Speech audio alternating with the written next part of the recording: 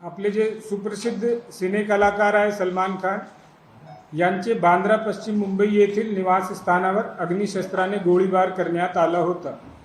त्याबद्दल बँड्रा पोलीस स्टेशनला 39/2024 307-34 भादवी आणि शस्त्र अधिनियमची कलमान्वये गुन्हा दाखल करण्यात आला। नंतर तो गुन्हा संध्याकाळी त्याच दिवशी क्राइम ब्रांच युनिट 9 कडे वर्क करण्यात आला होता।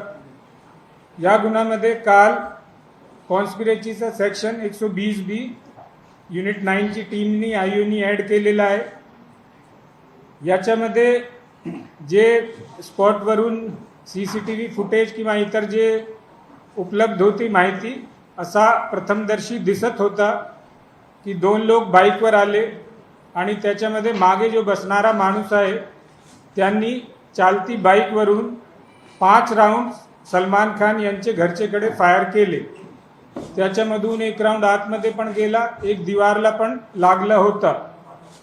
त्यानंतर त्याच दिवशी फेसबुकवर अनमोल बिश्नोई यांनी या घटनाबद्दल फेसबुक अकाउंटवर काहीतरी लिहिला होता, ज्याच्यामध्ये या घटनाशी संबंधित असण्याची शक्यता दिसत होती।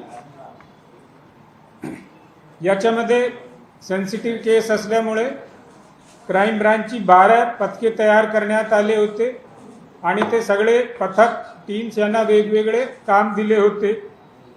आपल्याला ह्यूमन इंटेलिजन्स आणि टेक्निकल इंटेलिजन्स याच्या आधारावर माहिती मिळाली की जे 2 याच्यामध्ये बाईक बॉर्न जे ॲक्युज्ड आहे त्यांची गुजरातमध्ये असण्याची शक्यता आहे। त्या माहितीच्या आधारावर आणि बाकी आपल्याकडे जे माहिती गोळा करण्यात आली तपासादरम्यान आपली टीम जी आहे ती गुजरातमध्ये पाठवण्यात आली। तिथे आपले PI घोणे आणि त्यांचे टीम आणि त्याचे पाठोपाठ PI अरुण थोरात AEC आणि त्यांचे टीम, हे 2 टीम्स तिकडे पाठवण्यात आली। PI घोणे यांची टीम जेव्हा भुजमध्ये पोहोचली आणि आपल्याकडे लोकेशन होती ॲक्युजची आपल्या सोर्सेसच्या आधारावर, पण या 2 आरोपीकडे वेपन असण्याची शक्यता होती आणि तो टेरेन आपल्यासाठी थोडा अननोन होता। त्याच्यासाठी तिकडचे भुज डिस्ट्रिक्टचे SP साहेब आहेत त्यांना कॉन्टॅक्ट करण्यात आला आणि त्यांच्याशी बोलून आपली टीम जेव्हा तिथे पोहोचली, भुजचे पुढे 60 किलोमीटरवर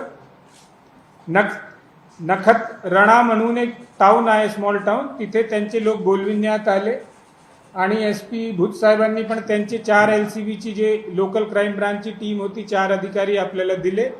आपली टीम तिथून पुढे एक 40 किलोमीटरवर गेली आणि ते दोन्ही जे आरोपी होते ते तिकडून तिकडे आपल्याला मिळाले आणि ते ताब्यात घेण्यात आले होते।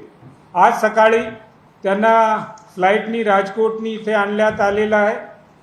त्यांना अटक करण्यात आलेली आहे 2 जणांना आणि त्यांना मान्य कोर्टामध्ये पेश करण्यात आला आणि मान्य कोर्टाने 25 एप्रिल 2024 पर्यंत त्यांची PCR दिलेली आहे।